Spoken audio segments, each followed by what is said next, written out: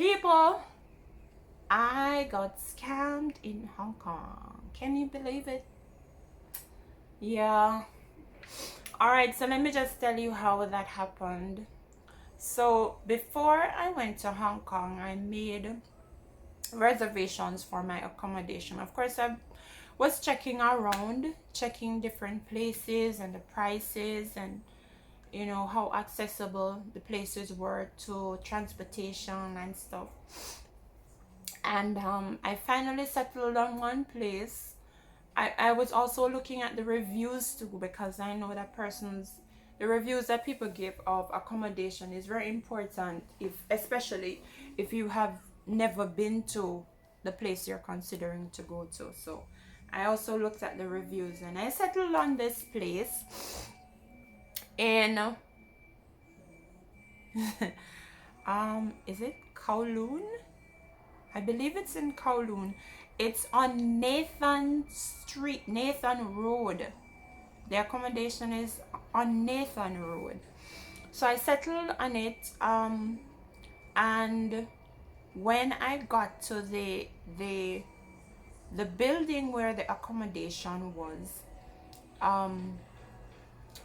my first impressions were, what kind of place is this?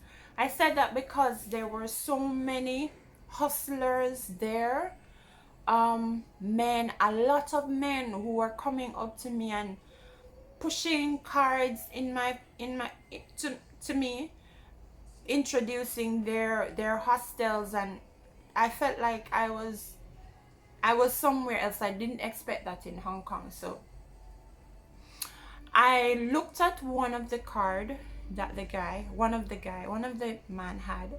I looked at the card and the address was the same as the one I had, as the one for the accommodation I had booked. Now, what I didn't know at the time was that the building I was staying on has hostels owned by different people. So for those persons who've never been to Hong Kong, Hong Kong has 1,000,001 high-rise buildings. Like the buildings were humongous. They were huge. And so on one building you will have different properties. So that's exactly what happened. So on the building I was staying on, there were different hostels on different floors, different blocks, and the hostels are owned by different people. I didn't know this at the time. So I saw the address as the same as the one that I had made reservation for. So I figured it was the same place. Granted, the name, I didn't even look at the name of the hostel, because like I said, I didn't know that there were, more than one on the same building. I'm thinking like, it's one building, one address, and so it's the same place I'm going. So anyways, I went with this guy. I told him, yes, I've already made reservations for this place and this is where I'm going. So he took me to his floor. Now, when I got there, I started to think like, I don't like this place, but it just never dawned on me that it was a different place. Anyways, I went in and a lady came in, and she presented herself, and the gentleman introduced her as the manager, and she's the one who actually did the registration. So she came in and she sat at the desk where I was sitting, and she took my information, wrote my name, passport number, and country and stuff in a book that she has with other names there, and she collected my money.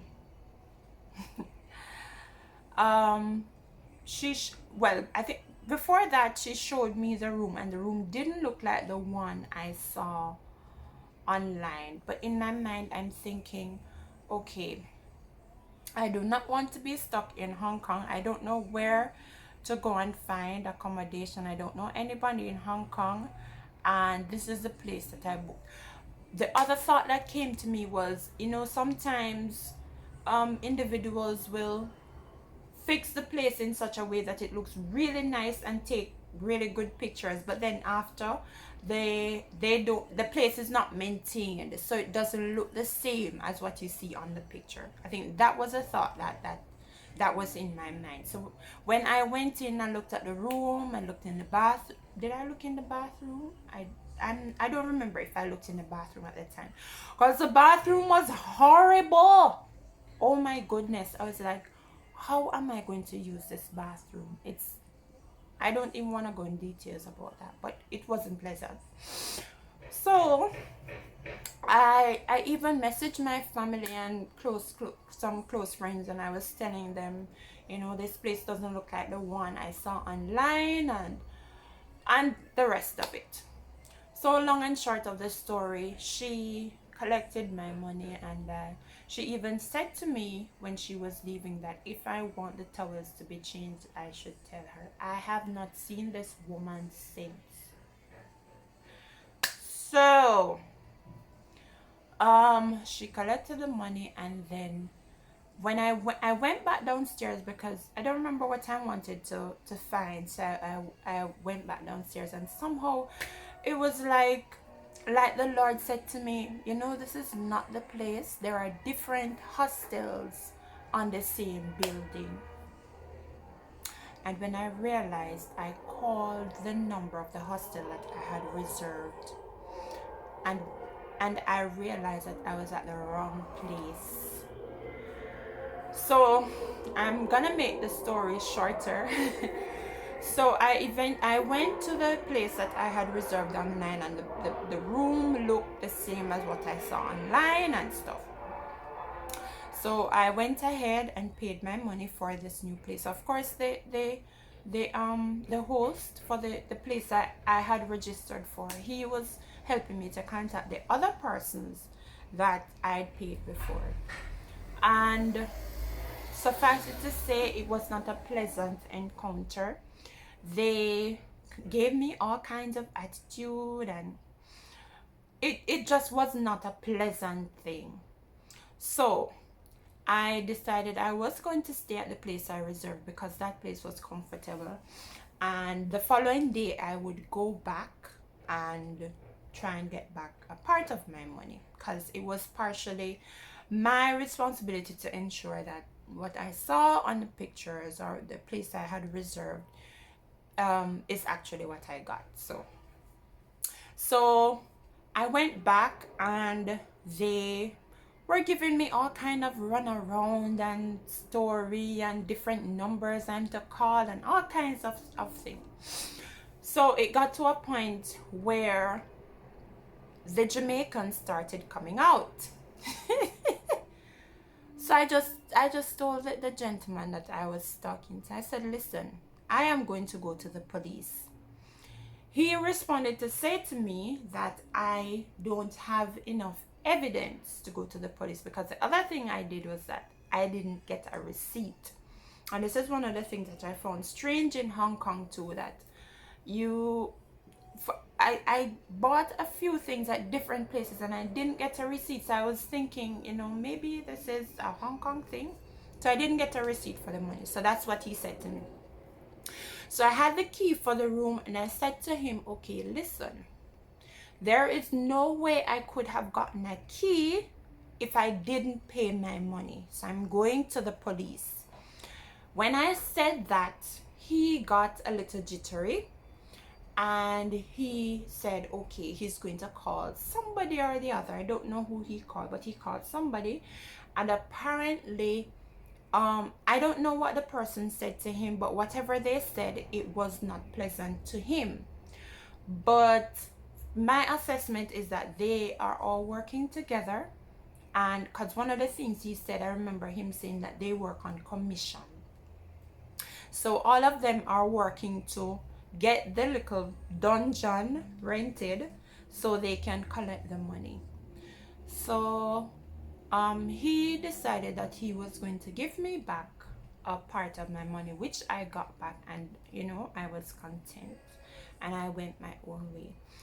So I I'm just sharing this so persons who are going to Hong Kong or anywhere, it could have been any other country, if when you're traveling, it's important to keep in contact with the place that you made reservation for and the persons, because you know it's so easy to be deceived and people are really dishonest, you know. And that's one of the things that the gentleman who gave me the refund said to me, that these guys are thieves, they are dishonest, and you know, don't trust anybody.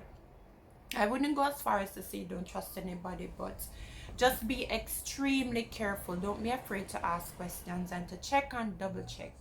You know, after all, it's your money that is being spent, and you want to ensure that you get the best value for your money. So I made it to Hong Kong and I made it back, thank God, and everything went well. I mean, I haven't dwelled on the fact that I lost some money.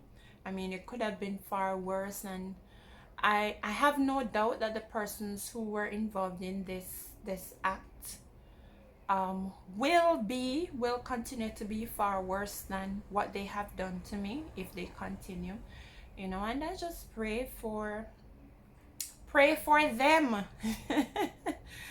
Yeah, but that's my experience, how I got scammed in Hong Kong. Do not let it happen to you. Please don't let it happen to you. Check and check and check and double check. All right, I'm gonna be posting some other videos about my time in Hong Kong. It was absolutely beautiful. I really enjoyed it.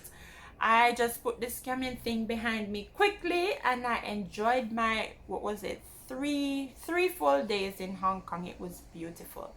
Thank you very much, guys, for traveling with me on this journey. As usual, Heather Fab checking out, and I'll see you next time. See ya.